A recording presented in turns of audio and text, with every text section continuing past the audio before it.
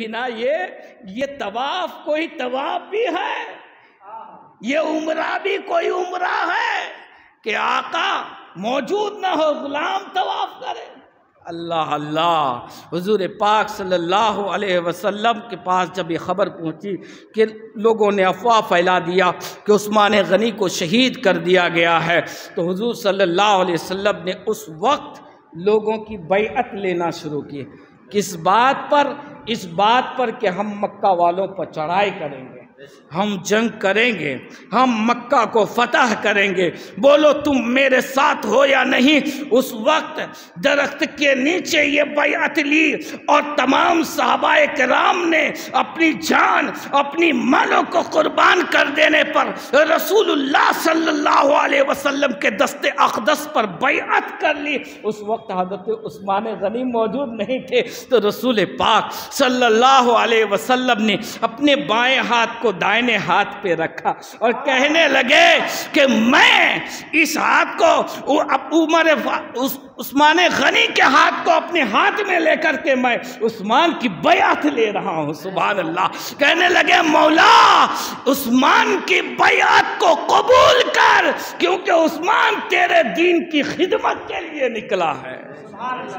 اللہ اللہ، یہ بیعت تھی رسول اعظم صلی اللہ علیہ وسلم کی، یہ ارادت کی بیعت تھی۔ تو دوستان محترم، اب مجھے بتاؤ کہ یزید کی بیعت امام حسین کے لیے، ابھی تو مدینے والوں کو پتہ بھی نہیں ہے کہ امیر معاویہ انتقال کر گئے ہیں اور خلافت پر یزید کو منتخب کیا گیا ہے، خلافت عطا کی گئی ہے یزید کو۔ یہ جو ہے ابھی مدینے والے کو معلوم ہی نہیں۔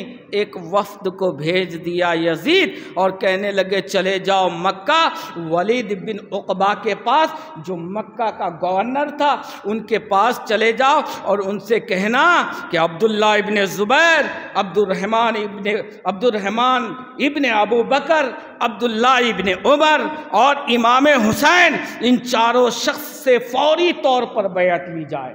بیعت یزید کا اعلان کر دو اور خصوصیت کے ساتھ ان چاروں شخص سے جبرن بھی ہو سکے تو جبر کرو، لیکن ان لوگوں کو بھاگنے کا کوئی موقع نہیں دینا۔ اور ان کو بھیج دیا بیعت لینے کے لیے۔ پہلی بات یہ بتاؤ مجھے، یزید کیسا شخص تھا جس کے بارے میں رسول اللہ صلی اللہ علیہ وسلم نے فرمایا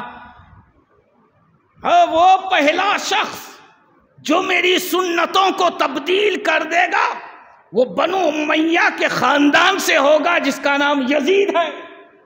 سنت رسول کو تبدیل کرنے والا پہلا شخص یزید کو دیکھ کر کے تو لوگ اتنے نفرت کرتے تھے۔ حضرت عبداللہ ابن حنظلہ غسیل الملائکہ رضی اللہ تعالی عنہما فرماتے ہیں جب ہم تو یزید کی بیعت سے ڈر کے مارے پیچھے بھگے اور ہم اس دن سے ہی ان سے مقابلہ کرنے کے لیے تیار ہو گئے جس دن سے وہ تخت نشی ہوا، کیونکہ ہمیں ڈر تھا کہ اگر ہم ان کی مقابلہ کی تیاری نہ کریں تو اللہ ہم پر آسمان سے پتھروں کی بارش کرے گا۔ ہم ہلاک ہونے کے ڈر سے یزید کی مخالفت میں تیار ہو گئے۔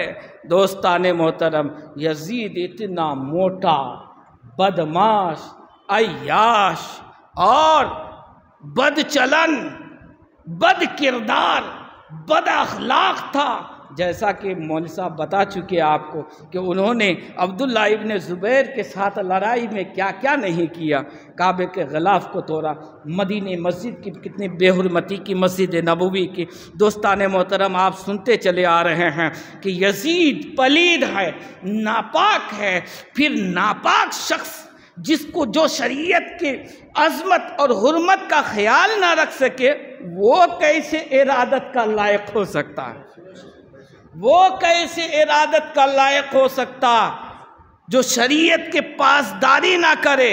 ان کے زمانے میں عیاشی عام ہو گئی، زناکاری عام ہو گئی، شراب نوشی عام ہو گئی، اور جو ہے ناچ گانے عام ہو گئے، قرآن کے حکموں کو تبدیل کرنا شروع کر دیا، اور یہاں تک کہ لوگ نماز سے بھی دور بھاگنے لگے، نماز سے بھی دور بھاگنے لگے۔ اب ان کی بیعت، یہاں تو بیعت کا معنی یہ ہے کہ بھائی جس سے آپ بیعت کر رہے ہو اس کا جو سلسلہ ہے رسول اعظم صلی اللہ تعالیٰ علیہ وسلم تک متصل ہونا چاہیے، اور ہم جس سے مرید ہو رہے ہیں، جن کے ہاتھ پہ ہاتھ رکھ کر کے ہم بیعت کرتے ہیں، وہ اس قابل ہونا چاہیے کہ وہ ہمیں خدا تک پہنچائے، وہ ہمیں رسول تک پہنچائے۔ یزید تو ایسا ہے جو ہمیں دنیا تک پہنچاتا ہے، عقبہ تک نہیں۔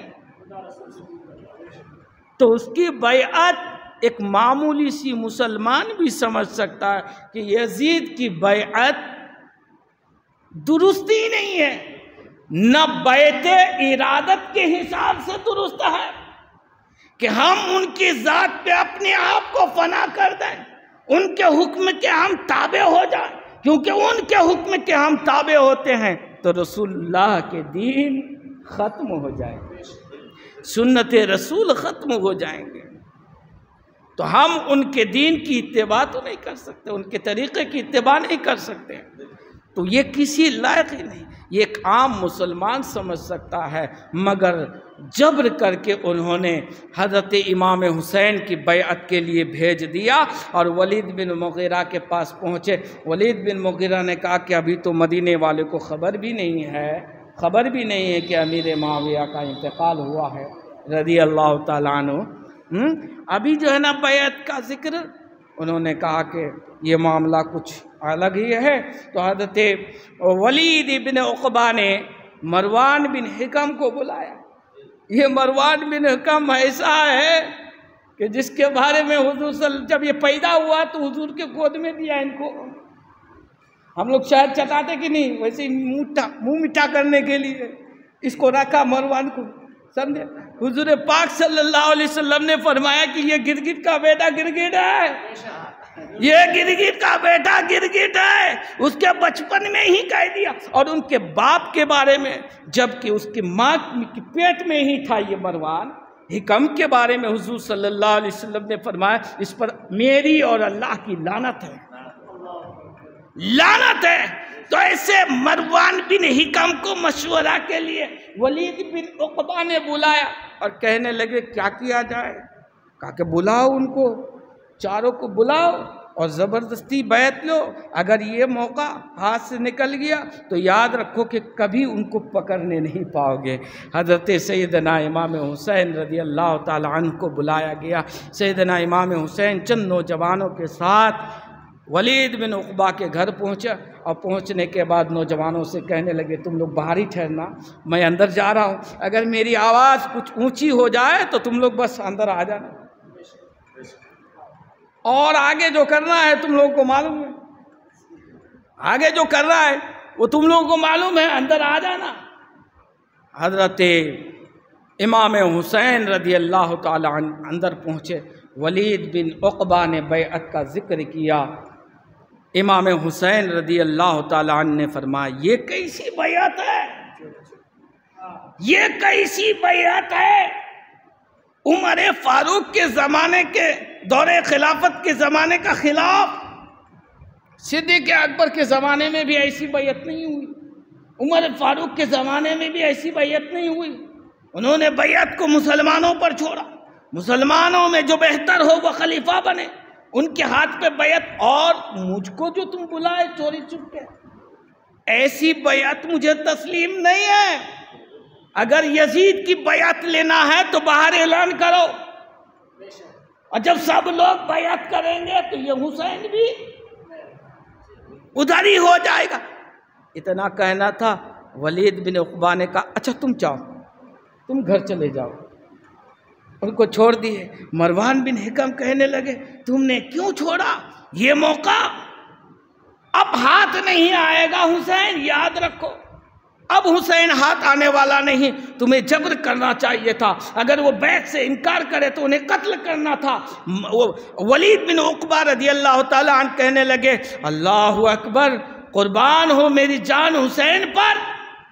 ارے کمبخت تو کیا کہتا ہے میرے دین اور ایمان کا سودا کرنے بولتا ہے۔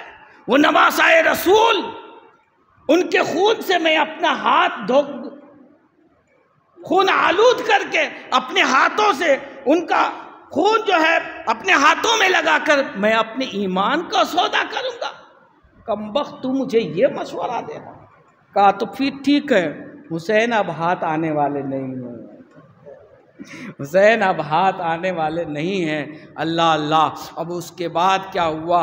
امام حسین رضی اللہ تعالیٰ عنہ کو پھر رات کے وقت بلائے گئے دوسرے مرتبہ۔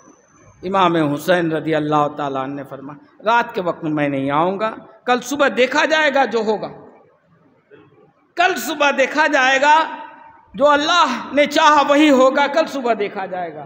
اور راتوں رات سیدنا امام حسین رضی اللہ تعالیٰ عنہ زیادت رسول اکرم صلی اللہ علیہ وسلم کی مزار پاک پہ حاضری دے کے اپنے پیارے وطن، اپنے نانا جان کے وطن، اپنے نانا جان کے بسائے ہوئے شہر کو الوداع کہہ کر کے مکہ تشریف لے کر کے آئے۔ دوستان محترم، میں یہ عرض کرنا چاہتا ہوں، وہ حسین کیسے اس ناپاک شخص کے ہاتھ میں ہاتھ دے گا؟ وہ حسین جن کے بارے میں اللہ کے رسول صلی اللہ علیہ وسلم نے فرمایا من احب حسینا، جس نے حسین سے محبت کی اس نے اللہ سے محبت کی۔ ابو ہریرہ رضی اللہ تعالیٰ عنہ کی روایت، قربان جاؤں میں حسین کے اوپر، حضور پاک صلی اللہ علیہ وسلم مسجد میں تشریف لاتے ہیں اور کہتے ہیں ابو ہریرہ وہ چھوٹا سا بچہ کہاں ہے؟ وہ چھوٹا سا بچہ کہاں ہے؟ اللہ اللہ، وہ چھوٹا بچہ کہاں ہے؟ حضور پاک تشریف فرمائے، اتنے میں پیارے حسین رضی اللہ تعالیٰ عنہ تشریف لائے مسجد میں، اور آقا کے نازنی گود پر بیٹھ گئے اور اپنی معصوم انگلیوں سے اللہ کے رسول صلی اللہ علیہ وسلم کی ریش مبارک، داڑھی مبارک سے پیار کرنے لگے، حسین پیار کرنے لگے۔ میرے آقا صلی اللہ علیہ وسلم کا پیار حسین پر لبریز ہوا، اور آقا صلی اللہ علیہ وسلم نے حسین کا منہ کھول، اور کھولنے کے بعد حسین کے منہ کو چوسنے لگے۔ سبحان اللہ، نعرہ تکبیر، نعرہ تکبیر، نعرہ رسالت، ذکر شہدائے کربلا، فضائل امام حسین، فضائل امام حسین، سبحان اللہ۔ اور کہنے لگے، اللہ سے دعا کرنے لگے، اللہم انی احبہ، اے اللہ میں اس سے محبت کرتا ہوں، فاحبہ، اے اللہ تو بھی اس سے محبت کر، واحب من یحبہ، اے اللہ صرف اس سے ہی نہیں، اس سے جو جو بھی پیار کرے، اے اللہ تو ان تمام لوگوں سے پیار کر۔ اے اللہ میں حسین سے محبت کرتا ہوں، صرف میں ہی کیوں، اے اللہ تیرے بارگاہ میں میری عرضی ہے تو بھی میرے حسین سے پیار کر، تو بھی اس سے محبت کر، اور میرا حسین ایسا حسین ہے، اے اللہ صرف حسین ہی سے کیوں، حسین سے جو پیار کرے، جو مسلمان پیار کرے، اے اللہ تو ان سے بھی پیار کر۔ اس لیے علی حسن کہتا ہے جو ذکر شہدائے کرب و بلا کرتا ہے وہ اللہ کا محبوب ہوتا ہے، وہ اللہ کا پیارا ہوتا ہے، جو ذکر شہدائے کربلا کی محفل میں بیٹھتا ہے وہ اللہ کا پیارا بندہ ہوتا ہے، جو ایسی محفل میں واعظ کرتا ہے وہ اللہ کا پیارا ہوتا ہے، جو ایسی محفلوں کو انعقاد کرتے ہیں وہ اللہ کے پیارے بندے ہوتے ہیں۔ دوستان محترم، سیدنا امام حسن اور حسین رضی اللہ تعالی عنہ جن کے بارے میں بہت ساری احادیث پاک موجود ہیں، امام نصفی رحمت اللہ تعالیٰ علیہ، دیکھیے امام نصفی رحمت اللہ تعالیٰ علیہ کا ایک واقعہ سنا جو ہے، امام نصفی رحمت اللہ تعالیٰ علیہ ایک مرتبہ حسن اور حسین دو تختیاں لکھیں، اور لکھنے کے بعد لے کے گئے کہ کس کی تختی اچھی ہے، امی جان کے پاس لے کے گئے، امی بتائیے کن کی تختی اچھی ہے؟ دونوں کی تختی دیکھ کر کے کہنے لگے کہ اگر ان کی تختی اچھی بتاتا ہوں تو یہ پرملال ہو جاتا ہے، ان کی تختی اچھی کہہ دیتی ہوں تو یہ پرملال ہو جاتا ہے۔ کہنے لگے بیٹے میں تمہارے تختیوں کا فیصلہ نہیں کر سکتا، تم اپنے بابا جان کے پاس چلے جاؤ۔ اور یہی حالت حضرت مولا شیر خدا رضی اللہ تعالیٰ عنہ پر بھی طاری ہوتی، کہتے ان کی تختی کو اچھی کہہ دوں تو یہ پرملال، ان کی تختی کو اچھی کہہ دوں تو یہ پرملال ہو جاتا ہے۔ کہنے لگے شہزادو میں بھی تمہارا فیصلہ نہیں کر سکتا ہوں، لہذا تم لوگ سید الانبیاء کے پاس چلے جاؤ، اپنے نانا کے پاس چلے جاؤ۔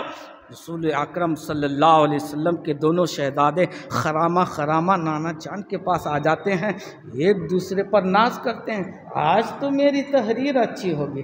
حسین کہتے ہیں آج میری تحریر اچھی ہوگی۔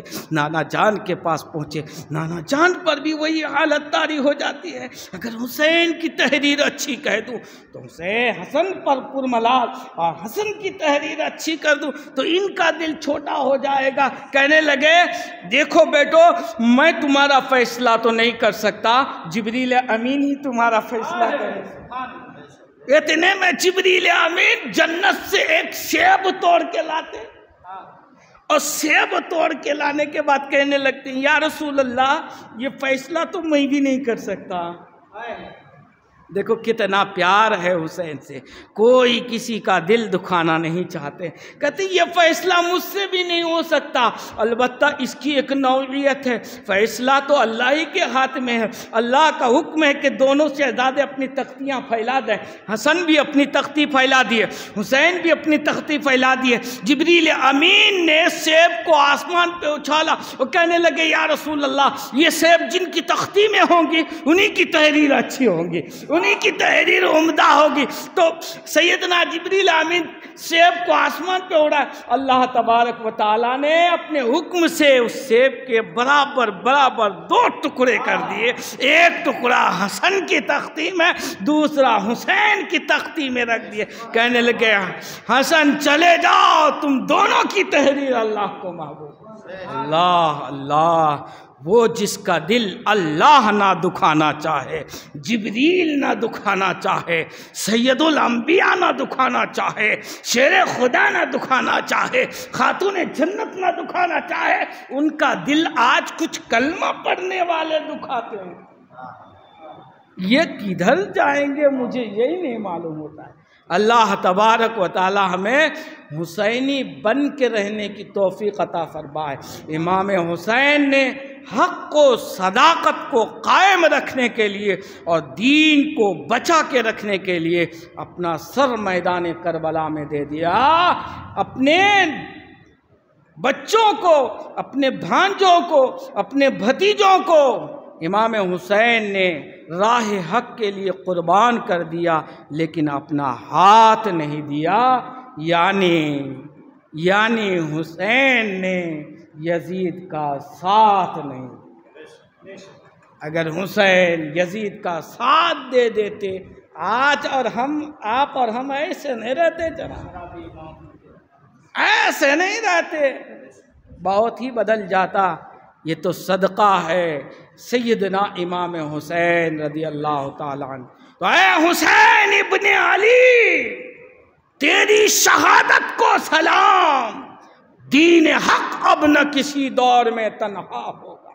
آپ ایک مرتبہ تنہا رہ کر کے پورے دین کے جانثاروں کو پیدا کیا ہے، دین کے سپہ سالاروں کو پیدا کیا ہے۔